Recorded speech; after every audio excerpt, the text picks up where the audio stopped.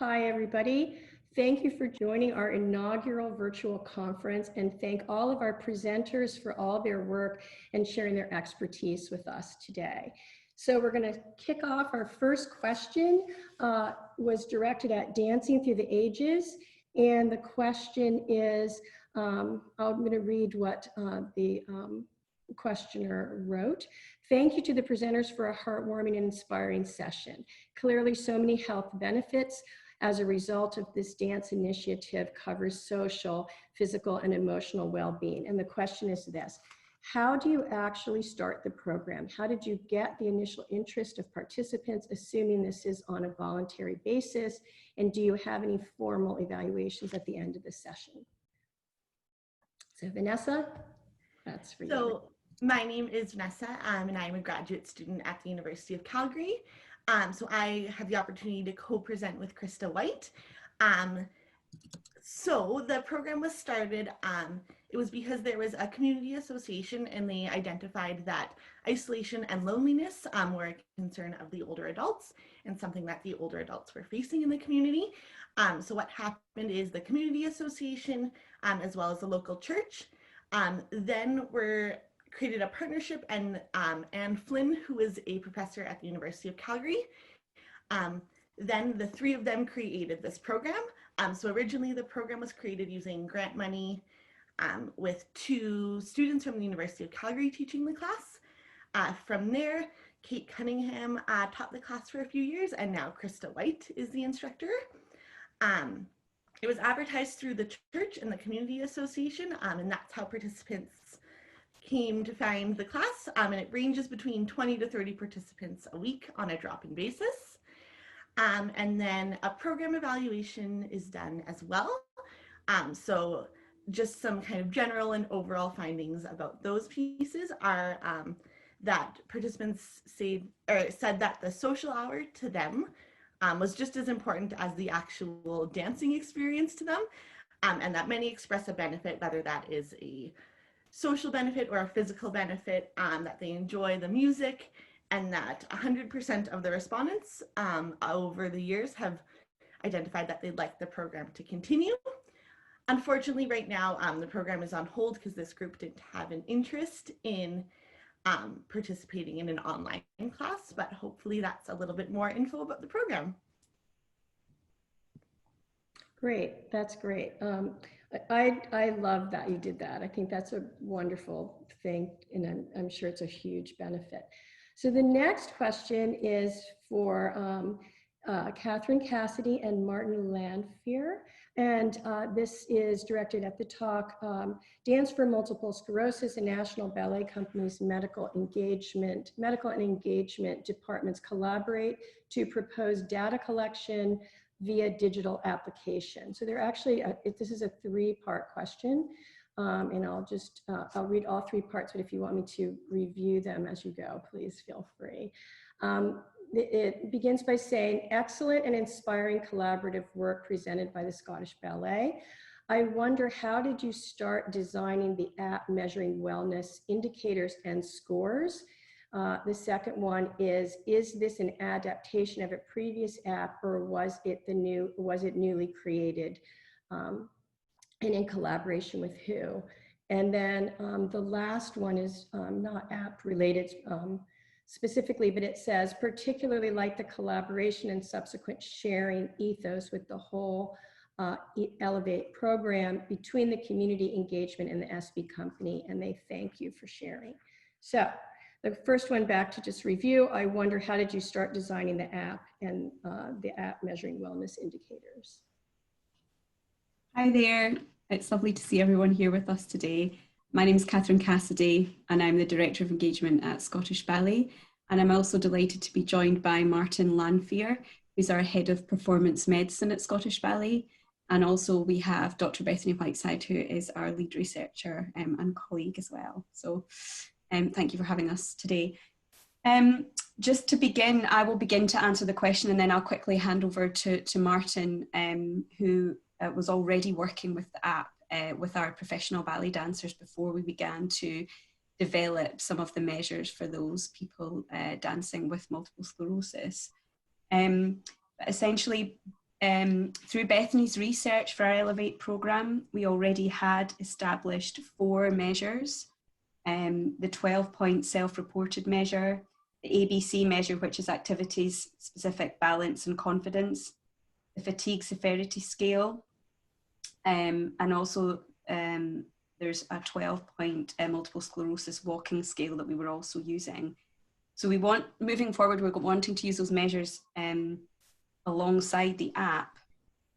We spoke to the neurological consultant at Ninewells University Hospital, and we had 2 meetings with him and his team of specialist physios and nurses to explore the different areas that they would like us to include on the app. So the app is self-reporting, and we chose fatigue, spasticity, pain, fluidity of movement and mood were the 5 areas that we wanted to measure on the app. And we created a focus group that we consulted with to discover how they wanted us to word what, for example, what fatigue meant to them. So how they wanted us to word it on the app, but also we decided through consultation with them not to use a numerical scale for them to report against, but actually to use words. So we're going from no pain to extreme pain, and we've also color coded that so that no pain is green, for example, and extreme pain is red, for example. So that's the way that we're working with the measures. Martin, would you like to add anything on to that? Yeah, I think I'll pick up a little bit about the origin of the app and how it came about, because I think that's part of the question as well. So that we discovered the app almost by accident. We obviously we have a medical management system that we use for all our clinical notes, and it just so happened that a free component of it, and things are always great when they're free, was this app. So we started just using it with our dancers, our professional dancers that we have at the company, just to get some wellness scores, and it was built in. So I'm not going to take any credit for designing it, but the bit that we engaged with our dancers on it about 2 years ago when we started doing this was sort of the wording and sort of making sure that it's bespoke for dancers, changing the terminology and things like that. So we have complete editable capabilities within the app to design and ask the questions that are relevant for professional ballet. Obviously this app was designed for sport, so we changed a lot of the names, and even within the group, and this is from within the professional company, we ask different people within the group different questions. So we ask our female dancers slightly different questions that we'd ask our male dancers, the injured group and stuff like that. So we have complete editable capacity for the app and what we're able to ask them. That obviously is transferred across to the MS group as well, just being able to change the terminology, which I think is incredibly important to make sure you're using the right terms for the right population group. There's been an additional question here. I'm going to read it to you guys. It's in the chat. It says, hold on. Oops. Where did it go? Oh, do you have it, Sutton? This is to everyone. Yeah, I can read it here. Okay, thank you, because it went away on mine. Yeah. How does your Dance for Health work and development actually inspire, impact the Health for Dance work of the company? I'll read it one more time. How does your Dance for Health work and development actually inspire / impact the Health for Dance work of the company? I'm assuming, Claire, that Health for Dance, are you meaning the professional dancers? So how does our work inspire the work of Martin's team? I guess I'm going to hand over to Martin to answer that question a little bit, but we'd been quite established when Martin joined us several years ago, and he was already aware of the impact that dance had on those living with Parkinson's. So we began quite early on in our relationship discussing how there was a potential for us to share a physio who would have really specialist knowledge about dance in terms of neurology, but also in terms of the specific requirements of our professional athletes / dancers. And so that's kind of where our kind of mutual interest began, but I'll hand over to Martin to let him tell you how we inspire him. I think there's two levels to answer this question on. I think the obvious level is what Catherine's articulately put there is, I can probably speak for a number of physios and therapists on the call, is when you work with musculoskeletal and orthopedic cases all the time, you sometimes not forget, but you overlook the different population groups. So for me and for my team, it's been really good to re-engage with, a different population group. Again, I think it's really healthy and important for all our reflection and development that we should do as professionals. So that's sort of on the real tangible level, but I think just simply seeing the innovation that Catherine and Catherine's team and Beth have, it inspires my team and particularly myself to ask similar questions that they're asking to their population group, my population group as well. So it's sort of two layers there. It's on a very practical level of being exposed to different population groups than what I would see day in, day out, but also some of the questions and the approaches and the ambition and the big picture thinking that Catherine and her team demonstrate. It inspires and informs my work as well. So that's how I think it's related. And just to add on one more thing to that, I think that in terms of mental health and well-being, that since Martin's joined, that has increased significantly in terms of how we care for our professional dancers. And obviously within the dance health program, that's always been at the forefront. Physical and mental well-being as a holistic approach.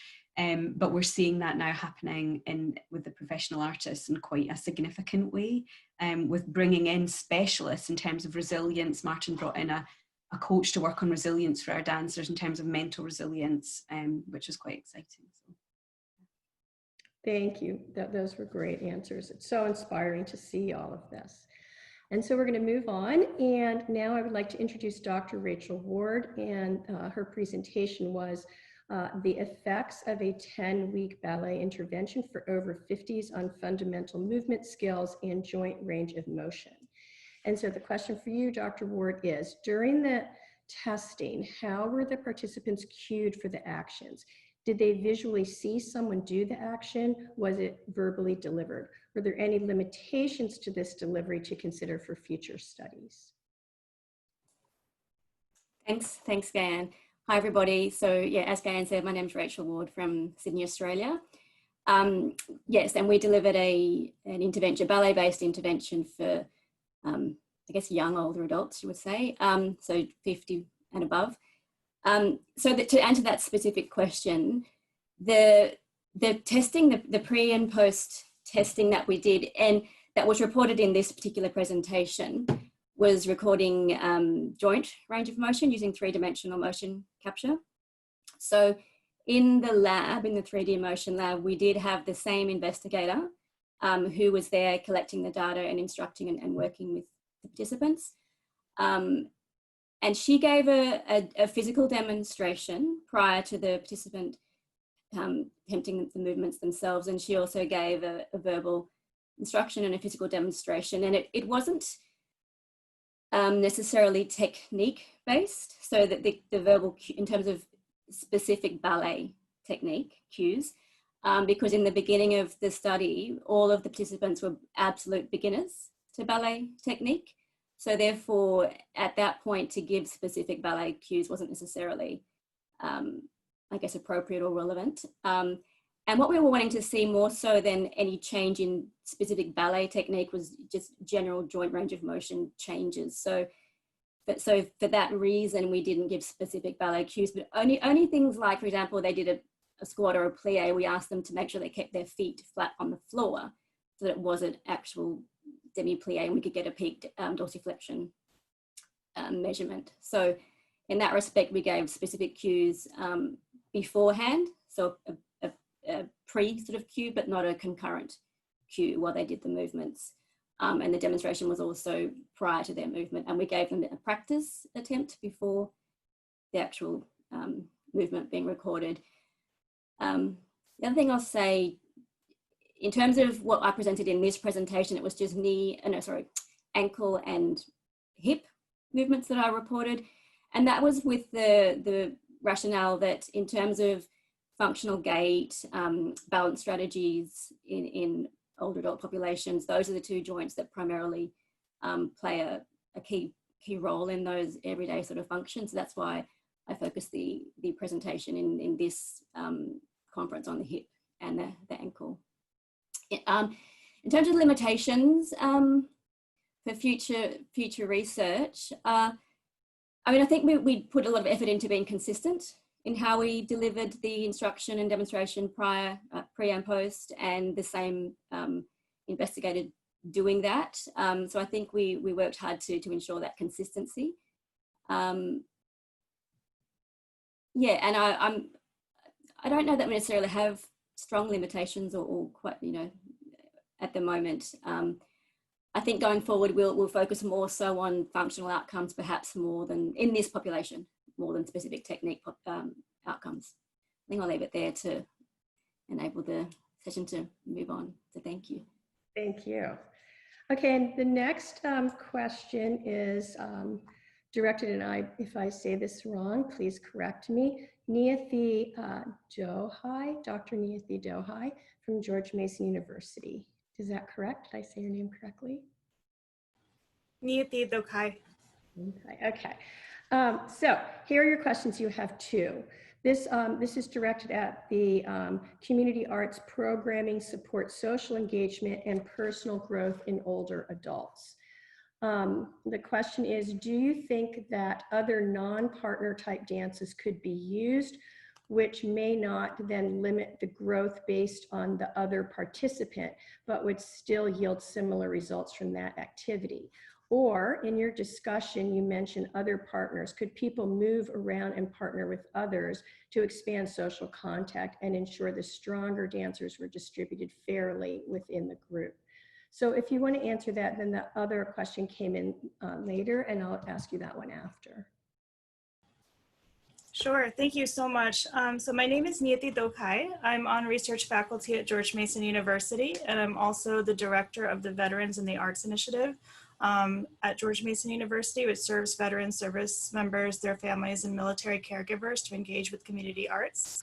I really loved this question, and I almost wonder if the person who asked this question had been in the room as my research assistants and I actually deliberated our methodology for this project entirely. And the reason why is, so let me situate myself. I'm a musician, I'm an ethnomusicologist. This is my first IADMS, so it's wonderful to be with you all virtually. This is a bit of a surreal meeting.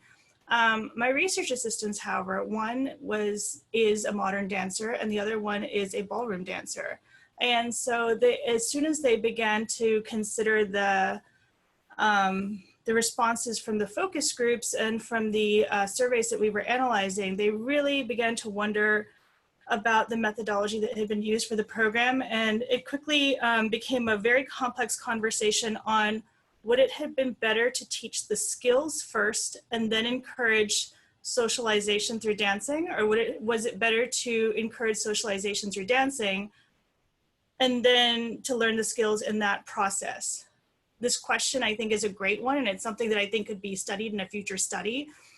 In terms of what we found when we were actually teaching, there were many opportunities for the individuals who were engaging in this intervention to change partners. That was actually highly encouraged. All of them were determined to be beginner dancers. Many of them had actually never danced in any way before. And so initial workshops were really everyone gathering in a circle and getting used to moving to the left and moving to the right. And these were older adults. So moving to the left and moving to the right also helped us determine what people's spatial reasoning capacities were and weren't, and to understand then how we could safely teach dance. And so as moving to the left and moving to the right became more comfortable, we got them comfortable with holding hands with each other, getting closer to each other, changing partners. In some cases, we did have a couple of partnerships that arrived as partnerships into our RCT, and they preferred to remain partnered only with each other. So when partners would switch around the room, they would just hug each other.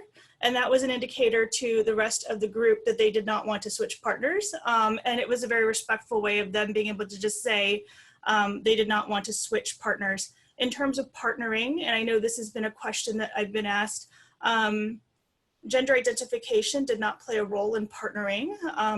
All gender identities had the opportunity to play lead roles and the supporting roles. So, again, I apologize for those of you who are ballroom dancers. I'm an ethnomusicologist, so I'm learning the terminology. If you want to know about the ukulele intervention of this, I can definitely get you some music in there. But in this case, I thought that the partnering process was well adjusted, but this also gives you a sense of what our baseline was, in the sense that the first several interventions were just spent moving in the same direction and getting used to holding hands for an older population that had, for many of whom they'd never danced before in any kind of way. Thank you. Okay, your other question is this. Was there specific feedback between dancing alone at home or in a community? This is another great question, and this is something that we really saw emerge during the focus groups as a major theme, was how people were taking dance interventions and practicing them in community settings. So my colleague, Jatid Ambekwankar, and I really tried to set forth for our participants what the plans were for these interventions, which was, and one of the ones was that you were not supposed to practice outside of the intervention. All intervention-based skills were supposed to remain within the intervention. So this was quickly challenged because people asked us, well, you've suddenly made me a better dancer, and I have a wedding coming up. I have a birthday party coming up. I want to show off my skills. And so it was really interesting to us because it was like they quickly wanted to go out into social settings and utilize these skills. Some actually even felt comfortable enough to begin to go to dance socialization and social evenings where dance was a featured activity. In the case where people were staying at home, we noticed two major themes resulting in the focus groups. A was social isolation, either because of their family construct and or because of their geography and inability to drive. And B was the realization that they were, so with our, I should backtrack and say that with our particular intervention, we determined everyone to be typically functioning as far as they self-identified, but as the interventions continued, some realized that they weren't as typically functioning as they thought they were and didn't feel comfortable in a larger dance setting where dance would be a primary activity and where, for example, someone wouldn't be watching out for their safety. And so in this case, dancing alone at home or within a small group, again, provided the ability to use those skills, but without having to compromise that safety. I mean, when someone mentioned that it was just wonderful to always have a couch or an armchair behind them in case if they felt the need to suddenly sit down. And I can say from having watched the interventions, the need to suddenly sit down was quite real sometimes. And so it was really important to see that, people could remain safe. But what was so interesting was that they just wanted to pursue dance and they were self-selecting the types of activities that would allow them to do this. And so they were able to make the determinations based on the skills they got in these interventions as to what would be the safest way for them to continue practicing the skills that they got through the interventions. Thank you so much. Okay, and we are going to move on now to Dr. Aileen Haas. And her presentation was on dance and Parkinson's, the effect of shoulder girdle dissociation during turning movement. So here's your questions. There are two of them. Here they are. What was the perception of the participants on how they felt post-class? Were they recognizing a difference in their gait and turning ability? And can you elaborate on the structure of the class, the genre, spacing, cueing, mirroring, etc.? Hello, good morning. For me, it's maybe not for everyone. I am Aileen Haas, I am from Brazil. I am associate professor at Federal University of Rio Grande do Sul in the south of Brazil. And this work, I presented two different works in IADMS this year, and both of them is related to Parkinson's, but specific the one that is related to turn and girdle dissociation is the result of my postdoc research that I developed at University of Wolverhampton together with Professor Matthew Wyon and Professor Yannis Koutedakis and a group of researchers in Brazil and researchers in UK. And I lived in UK for a year. I developed this research there, and I was not the lead of the group. As I put in my presentation, we recruited participants in some different projects, Dance for Parkinson's projects around Midlands in UK. And I had the opportunity to visit them when I collected data. And to be with them related to the first question, that is if I know their perceptions and how they felt after the dance classes. It was not the purpose of the research, but I had the opportunity to be in UK again this year in January and February, and I visited the projects and to bring to them the results of the postdoc research, because I developed this research in 2019. And some of them told me that they felt, because I said to them the results of the research, that they improved the turning movements after dance classes. And some of them, they told me that they really felt better doing the daily life activities at home, considering like turning fast and just change movements. But I don't have a specific data related to this question, because it was not the purpose of my study, and I was not the lead of this specific group of people that I measure. And related to the classes in UK, most of the groups that I measured were based on Dance for Parkinson's Association in the United States. And the class starts on the chair, and then they use the chair to do some ballet steps in the second part of the class. And it was 2 different groups, and depends of the background of the teacher, of the person that is the leading of the group. The end of the class changed a little bit with improvisation, sometimes with kind of waltz or ballroom dances, and it's not a specific gender of dance, but this is specific way to work related to Dance for Parkinson's in United States. I think I answer. I don't know if the person that answered, but you know, I have experience here in Brazil, and in the other presentation that I presented at IADMS, I have more. I work with samba and forró, that is a specific music for us here, and it's not a specific gender that we can just use in a, and it's not mirror. I think it's put here if they have mirrors, which kind of cueing, and depends of the teacher, the person that is leading the group. I think that's it. Thank you very much. Thank you. The next question is directed at Benjamin Hickman on his presentation, A Systematic Review of Dance as a Treatment for Chronic Pain. And actually there were a few questions on this talk. Ben, but I wonder if we can start with the one in the chat from Claire, which is, you suggest that not all research is measuring retention. Can you say a little bit more about the importance of this measure? Would this be a recommendation for all Dance for Health researchers? Beautiful. Yeah, so my name is Benjamin Hickman. I'm from Sydney University in Australia, and I'm a high degree research student. Again, looking at chronic pain patients and using dance as a type of therapy for that. In terms of this question, yeah, I think it is important to really understand, the scientific approach and what it sort of means when, we're trying to ascertain a cause and effect.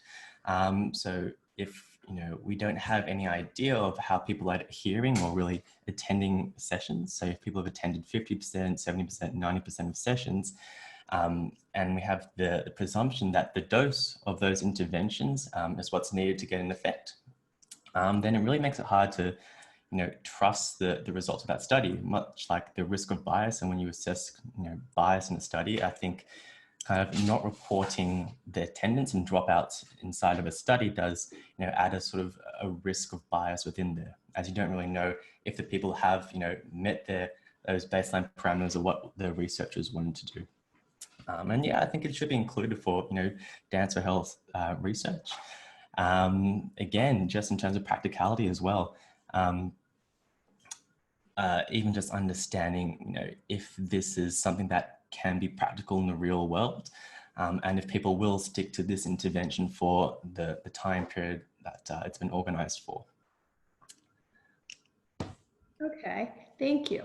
And then let's take the first question, which was you briefly mentioned in future recommendations of looking specifically at the chronic pain population, how dance can be used as treatment. Can you elaborate on how you are proceeding with this in your structure and your methods? Yeah, sure. So what we're currently doing is actually doing, well, starting the process of doing interviews with chronic pain participants and looking at their beliefs, their demographics, their experience of pain, and their preferences in terms of what they're like to do if they are open to a dance intervention. Because really we can't develop an intervention if we don't sort of understand this population and what they're willing to do. And of course, chronic pain can mean so many different things and have so many different forms within people, and, you know, can be a secondary thing relating to maybe a chronic disease or something. And so that's where we are at the moment. And once we, you know, understand what it is that, you know, this population experiences and what it is that they're willing to participate in, we'll have a better idea of how we can structure an intervention. And really just understanding, you know, the nature of what they're willing to do in terms of dancing, so solo dancing, group dancing, partner dancing, sizes of classes, the types of music. Again, we all sort of need to know that before we sort of proceed to putting together intervention. And we can always hypothesize that, you know, chronic pain patients, they may prefer to do solo dancing where they're not, you know, touching somebody else and have their own space or slower tempos. But again, we won't really know that until we have sort of a baseline set of data to work from. Yeah. Thank you. Okay, so this is for Dr. Bethany Whiteside for her presentation on autonomy, collaboration, creativity, and dignity, evaluating a 3-year Dance for Dementia program. The question is this: did the artistic staff connect the positive outcomes of the program in demonstrating to the public officials dance as a performance and practice modality is a form of public health? Welcome everybody, my name is Dr. Bethany Whiteside and I'm based at the Royal Conservatoire of Scotland as a researcher, and for the last 5 years I've been working very closely with Scottish Ballet and their dance health programmes in particular. Many thanks to whoever submitted that question. It is an excellent question, but it may actually be one that Catherine could perhaps answer better than myself in terms of working with some of the kind of public networks and policy officials that Scottish Ballet have more direct communication with perhaps than myself. In terms of dissemination of the findings, this has actually been the latest piece of research that's been signed off by the Conservatoire and Scottish Ballet. So the dissemination period is, I would say, is very much ongoing. Catherine, is there anything perhaps to add to that? I guess just to say that we work really closely with the national organisations that support all of these conditions. So for example, our Dance for Parkinson's Scotland steering group, which we kind of host around 3 to 4 times a year. We have dancers with Parkinson's joining that steering group, but we also have members of Parkinson's UK. We also work very closely with the multiple sclerosis organisations and Alzheimer's Scotland as well for our Time to Dance project. So I guess we're disseminating information that way. But we're also planning to host a health Dance for Health conference in partnership with Dance Space in Edinburgh. And we were due to be delivering that this March, obviously in person, but we're now looking at some sort of digital conference to take place in the autumn. And the primary focus of that is to disseminate all the learning we've had across the three programs. So watch out. We'll be promoting to all of you, hoping that you'll come along or speak and deliver some workshops as well. I think that answered the question. One thing I would just add is through the work undertaken between myself and Scottish Ballet is So I evaluated the Dance for Parkinson's Scotland pilot programme in 2017, and one of the questions and areas of interest was how were people finding out about the programme and coming to join the classes. And now 3 years later, undertaking a national evaluation involving a far greater sample of dancers and a greater variety of locations across Scotland. And the same question is being asked of people. And actually far greater proportion of dancers are being directed to the classes through their doctor, through their nurse, and through various medical professionals and public officials. And you can see this change in culture and this change in mentality in terms of the role that dance for health can play in an individual's life. And just quickly to add on to that, an area that we're looking at quite keenly at the moment is how we can work with medical students, undergraduate students, to educate them and deliver some Dance for Health workshops to improve their knowledge about the benefits of dance, especially for those wanting to go into neurology. So that's something that we've got underway at the moment to help increase those references even higher to the projects. Thank you for telling us that, and thank all of you for doing this, because I think the public health implications of this are only going to grow as people gain understanding. So clearly this is a great mission. Okay, so we are now going to talk to Emily Jenkins, and this question is for your a summary of the WHO 2019 scoping review, synthesizing the evidence on the role of dance in improving health and well-being. And the question is this. There are actually two questions. The second one is toward you, but I think there's a lot, it speaks to even what we were talking about this. You state that dance showed better outcomes on balance than exercises. Do dance-based interventions show other significantly superior benefits when compared to other physical activities? What a long question. Thank you, Gayanne. As she said, my name is Emily Jenkins. I work as a freelance dance artist and producer and researcher within participatory dance, but also specialize in dance and health, as I'm founder and director of a company called Move Dance Feel, which offers dance to women affected by cancer. And I also serve as a member on the IADMS Dance for Health Committee. So to go back to that question, the first part, just to clarify, it's the World Health Organization report that I was synthesizing, kind of extracting from that arts and health and wellbeing scoping review the relevant sections that apply for dance and health. And in terms of balance in dance, that was specifically in relation to a study that was around dance for Parkinson's disease and dance having a greater effect on the balance of people with Parkinson's disease versus or when compared to other exercise programs, even though more generally speaking, we know that dance can improve our balance across a range of health domains. And the latter part of that question, yes, there's a number of studies to show that when comparing dance interventions to, let's say, exercise interventions, or actually there's a systematic review from 2018 that talks about physical activity interventions, dance can show a greater range of improvements in health benefits when compared to exercise programs. The challenge is exercise is not one form, whether that's swimming or running or, you know, a football team. You know, there's lots of different forms of exercise. But you can look within, when referring back to the World Health Organization, there were results to show that dance had a greater effect in areas of improving body composition and musculoskeletal function. And also there are things when you look at the effect of dance on kind of people with neurological conditions, things like memorizing steps, synchronizing with rhythm, with music and with one another, that can stimulate growth of new neurons and also activate connections between existing neurons. But I think it's worth noting that more generally, what seems to be a reoccurring outcome across lots of studies within participatory dance and dance for health is that dance results in greater participant retention. And you could argue that the longer people engage and undertake dance activity, the greater the benefits in terms of physical, mental, and social well-being. And that's quite significant when compared with other exercise or physical health interventions.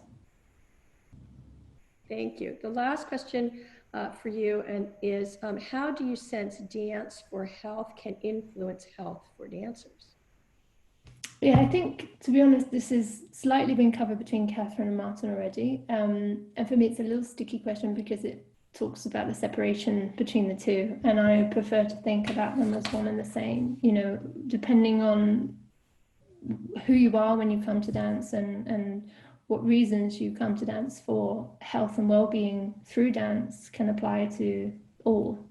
And I think in terms of influencing, it's more how Dance for Health can influence the dance sector and raise the profile of the benefits of dance for all, whether you're someone who's coming to it for the first time because of a specific health condition, or whether you are making a career out of dance. You dance for a reason, and the mental and social and physical benefits are endless.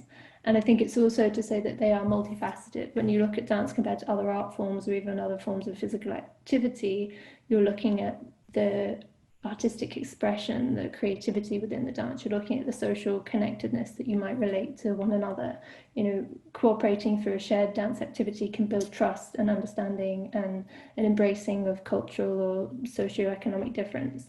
And I think in terms of IADMS, Dance for Health and Health Through Dance, you know, depending who you're talking to and how you phrase it, it can just further validate the specialized skill set that dance artists have within this sector, the body awareness we have, and what we can contribute to the public, kind of taking it beyond ourselves for all. Yeah. Could I just add on briefly to Emily's point there, just to say that we're lucky enough to have our dance studios all in the one building, and that's really nice for our Parkinson's dancers particularly, to be able to hang out with our ballet dancers during their tea break and their social cafe.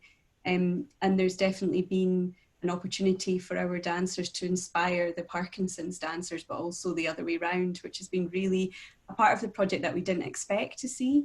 And also just to highlight the fact that the art that our dancers create on the health programme, we have the same aspiration and integrity for that work as Martin does upstairs for the ballet dancers and the work that they create. And to be honest, I think both are equally inspiring to the audiences that they share it with. I don't think either is less or more valuable. And I think that's starting to feed through the organisation now, that awareness. Brilliant, Catherine. Yeah, and I think the other thing, we're breaking down the barriers of seeing dance as something we appreciate from afar. And yes, we might be moved by watching a dance performance, but we're just trying to close the gap. That saying, you know, a lot of people go, "Oh, I can't dance like that with Strictly or any other mainstream dance in the media." But actually, it's something that's fundamental, that goes back to our ancestors for how we communicate with one another and live in harmony with one another. And interesting as well to note that one needs to have fairly sound well-being to be able to be truly expressive and creative, and at the same time that creativity and expression that you find in yourselves helps you to feel well and to connect with yourself. So it's kind of like a bit of a circle. I totally agree with you guys, absolutely.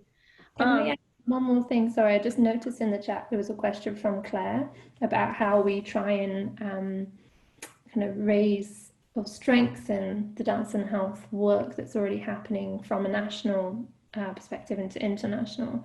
And I think from the World Health Organization report, it was really obvious that dance, compared to lots of other arts activity, is still really far behind. And that's, you know, music has got a lot of research out there as the benefits of participating in music activity. And I think we've had historically a lot less funds or resources to go into evaluating or researching dance and health interventions. And then in relation to internationally, we just haven't had the platforms to share our research findings internationally. And Catherine was talking about a conference, and I know IADMS now is moving towards that. You know, through what medium do we need to disseminate the research findings that are coming out? You know, as much as it's great having an evaluation report, you know, who's reading that? what findings are we extracting, where are we putting that in the public domain, not just in universities and academic settings. And I think the key is to collaborate more with healthcare professionals or the healthcare sector within that, but then how healthcare professionals is really broad. You know, whose interest is it? Medical students? Is it those who administer? Is it those who have the face-to-face interaction with patients? So there's a lot of work to be done to try and strengthen what we're doing and have a more public-facing platform for all the great research and projects that are already out there and retrieving such brilliant results. Yes, and to inspire more researchers, because I know in the United States, when all the education funding started to happen, the reason they kept music in the schools and cut dance was because the music research demonstrated that musical education improved math scores. We did not have anything like that for dance. So I think just that example alone, but you're right, this is a great platform.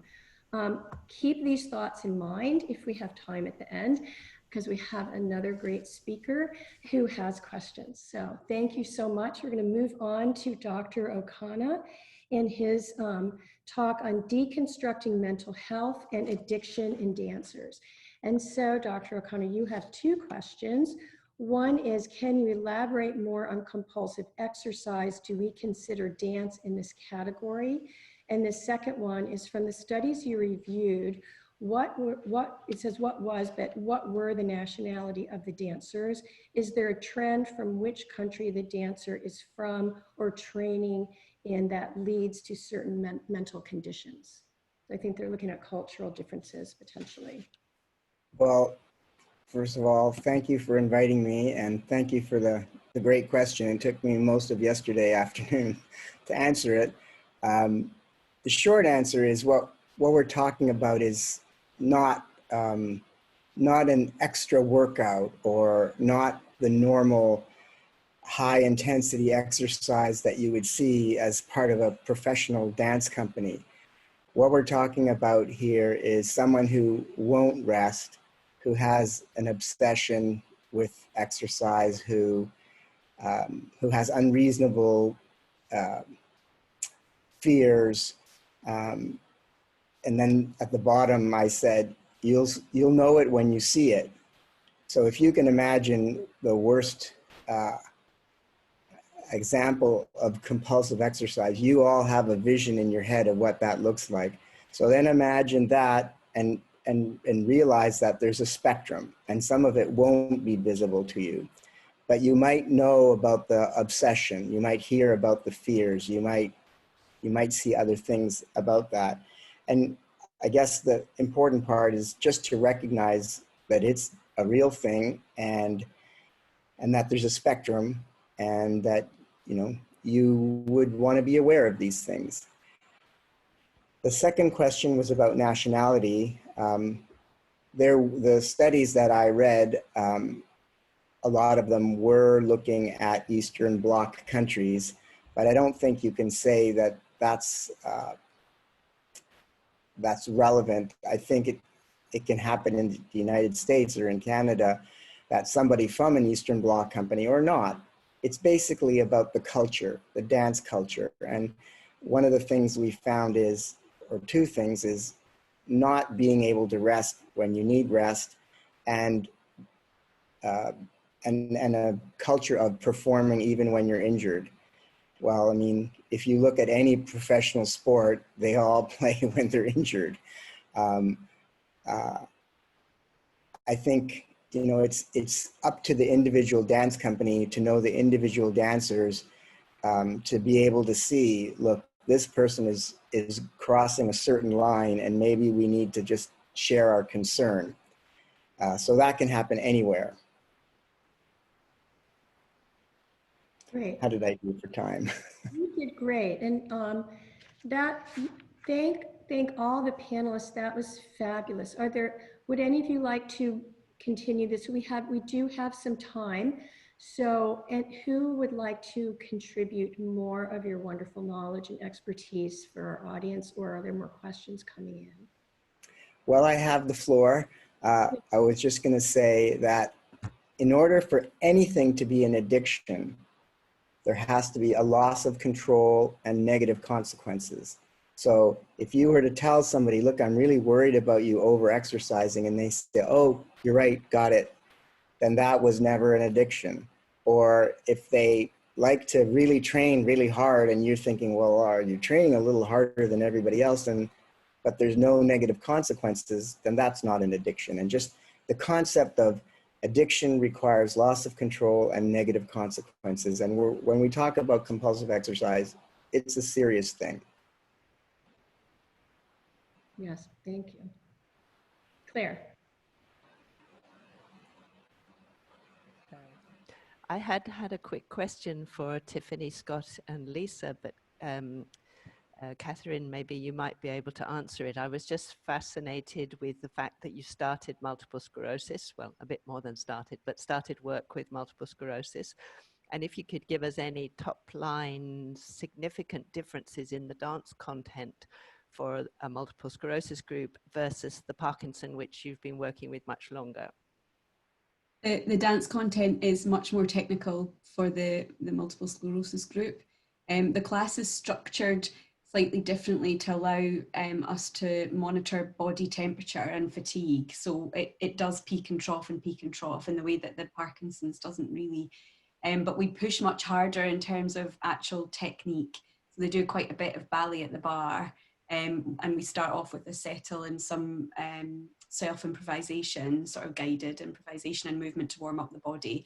But yet it's definitely a more aerobically and more technically difficult class than dance for Parkinson's or dance for dementia. I just wanted to add, Claire, that a lot of the work I've done with Scottish Ballet increasingly has a section that looks to compare the model slightly based on the data provided by the dance artists and the dancers, because Scottish Ballet has developed such distinct models of working as necessary, and there isn't a huge amount of research that actually charts how these models are developed.